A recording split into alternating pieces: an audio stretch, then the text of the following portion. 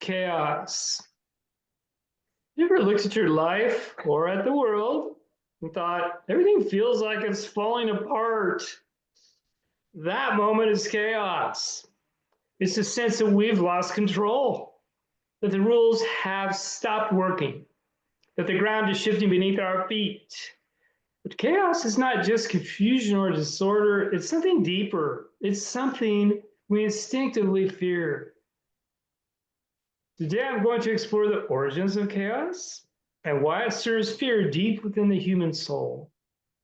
Because to understand chaos is to stop being so afraid of it. Start with a definition. Oh, by the way, I'll start with a picture. This is Apophis, the ancient Egyptian god of chaos and the enemy of Ra. The archenemy is a great serpent-like beast who represented all that was outside the ordered cosmos. Chaos. Noun, plural is chaoses. Physics is chaos is behavior so unpredictable, so as to appear random owing to great sensitivity to minor changes and conditions. For example, the butterfly effect that was referenced in Jurassic Park as the reason why nothing could stay in stasis forever. Religious theory, chaos is a formless matter supposed to have existed before the creation of the universe. Greek mythology, always a good place to start in my book.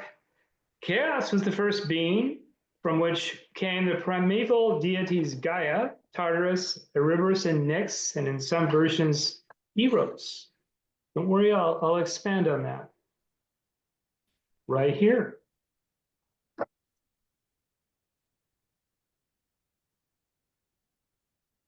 A synopsis is from GreekMythology.com.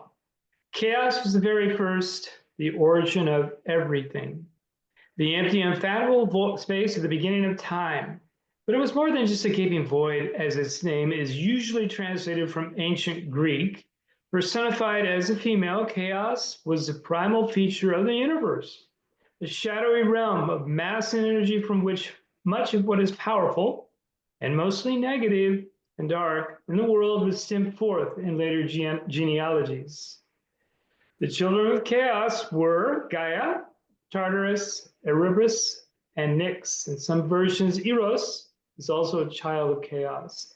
Gaia, here we go, upper left, was the ancient Greek personification of the earth and the mother of everything beautiful in the world. Tartarus was both a primordial deity that existed before the Olympians, as well as a sunless abyss below Hades, so both a deity and a place. While Hades was a place of the dead, Tartarus was where ferocious monsters and horrible criminals were banished, or where the gods imprisoned their rivals after a war. Erebus symbolized the initial state of darkness that preceded the creation of the world. His presence was essential in the early cosmology of Greek mythology, setting the stage for the emergence of other deities and elements. Keep that in mind. Nyx marked the beginning of order and structure in the cosmos. As a personification of night, Nyx's role was crucial in the cyclical nature of time and the natural order of the world. Order is starting to appear now. In some versions of creation, Eros, or Eros, was also a child of chaos and the brother of Gaia, Tartarus, Erebus, and Nyx. He was the most beautiful of the immortal gods, the god of sexual attraction, and was a driving force of creation.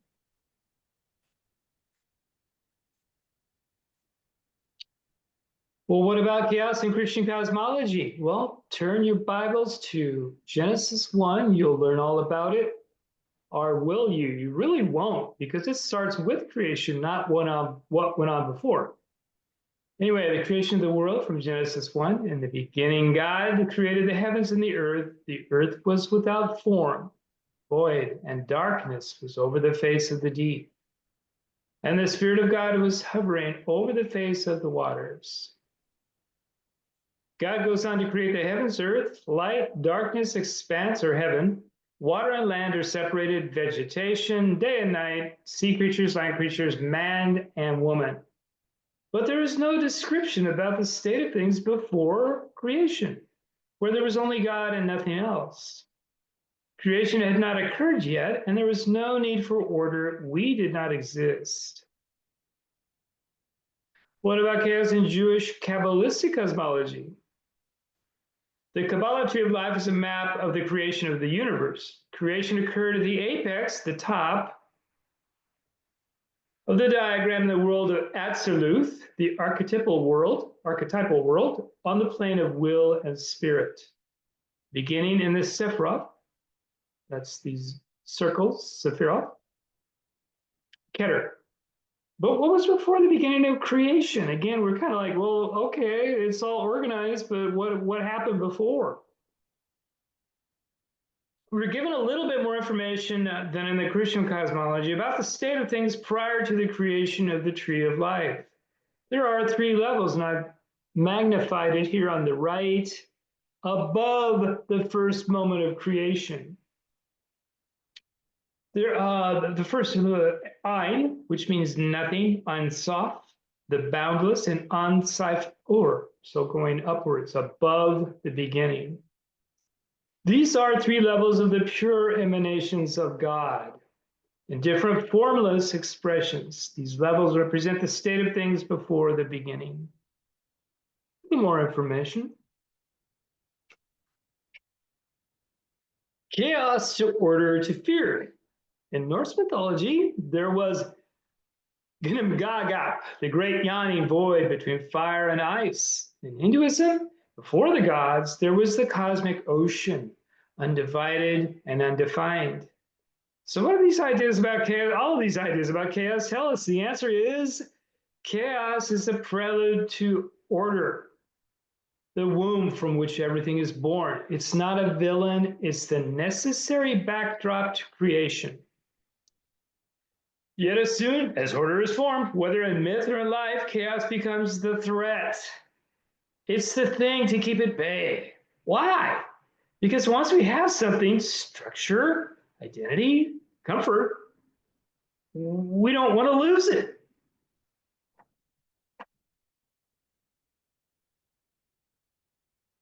Why do we fear chaos? So where does our fear of chaos come from? The short answer is survival.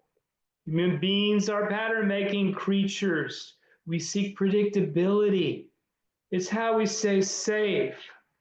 When we hear rustling in the bushes, we want to know, is that the wind or is it a tiger? Order helps us navigate the world. Language is order. Laws are order. Even the calendar is a form of order imposed on time. But chaos is the unknown. Chaos jeopardizes our routines, beliefs, relationships, and self-identity. That is why in literature and film, chaos is often personified as a villain. Think of the Joker in The Dark Knight, a self-proclaimed agent of chaos. He doesn't want money or power. He wants to watch the world unravel because it terrifies people. He taps into our greatest fear, that meaning itself can collapse. In our own lives, chaos appears at those moments that shake us: death, illness, financial ruin, global chaos. It's when the structures we built come crashing down. And because we fear that collapse, we try to arm ourselves with routines, identities, ideologies. But nothing is truly immune. That's the paradox of chaos. It's terrifying and inevitable. I know you don't feel comforted yet, don't worry. Chaos and Carl Jung. Psychologically, chaos often represents anxiety. Carl Jung, the Swiss psychiatrist, said that the human psyche naturally divides the worlds into opposites: light and dark, known and unknown, order and chaos. To him, chaos wasn't evil, it was just unexplored. But fear arises because the unknown requires us to confront what we don't control. And let's be honest, Control is an illusion that we're deeply attached to. But wait a minute, here's the twist. Chaos isn't just destruction, chaos holds potential. The artist faces a blank canvas, like in this illustration. That's chaos. But from that void comes a painting. The entrepreneur faces a market full of unknowns, chaos, but also opportunity. Joseph Campbell, who studied myths across many cultures, said that the hero's journey, a very interesting concept, always begins with a call to adventure, a step into the unknown, into chaos. The hero leaves a world of comfort and certainty, enters the dark forest, battles a dragon herself, and returns transformed. So the reason we fear chaos is also the reason we need it. It forces us to grow. If we never face disorder, we never adapt. We never evolve. We never become more than we were. As Nietzsche famously said, you must have chaos within you to give birth to the dancing star. Embracing internal turmoil and uncertainty is essential for creating something beautiful and extraordinary. These cards are from the Thoth Tarot, by the way. This is the Tower, and the next star, the next card is the Star. So card 16 and then 17. We are in that mythic void again. The chasm between worlds. And our job is not to fear it, but to imagine what comes next. We can build new structures, new stories, new ways of being. And Reverend Miriam, this was what we were talking about when I gave you that reading at the fair. After cataclysmic destruction, disintegration, the tower comes something that reminded me of Pandora loosing all those curses on the world, and yet she also had within that jar hope. Right. You mean what I'm going through now? Yeah, what the world is going through now, right? Yeah, including our finances, Lord. I mean our loan. Well, we're working through that, right? We are. We That's are. right. That jar must be full of what? Money, the loan? Yeah, right. Oops, I think I skipped something.